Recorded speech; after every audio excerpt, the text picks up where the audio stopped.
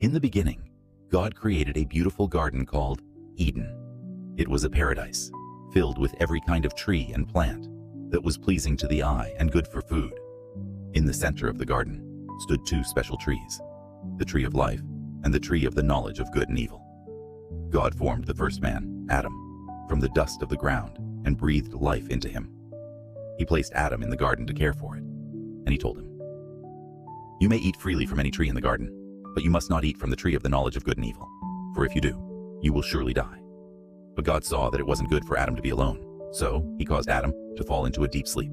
From Adam's side, God created the first woman, Eve, to be his companion. Together they lived in harmony, tending the garden and walking with God. One day a cunning serpent entered the garden. It spoke to Eve, questioning God's command. "Did God really say you must not eat from any tree in the garden?" the serpent asked.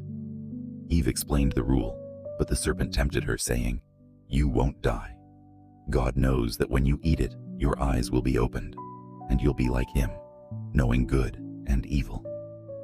Eve looked at the fruit of the forbidden tree. It was beautiful and seemed so desirable. She took some and ate it. Then she gave some to Adam, who was with her, and he ate too. At that moment their eyes were opened. They realized they were naked and felt ashamed. They sewed fig leaves together to cover themselves.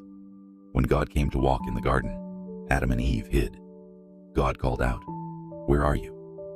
Adam answered, "I was afraid because I was naked, so I hid." God knew what had happened. "Have you eaten from the tree I commanded you not to eat from?"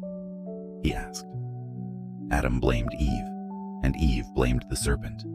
God spoke to each of them. The serpent was cursed to crawl on its belly.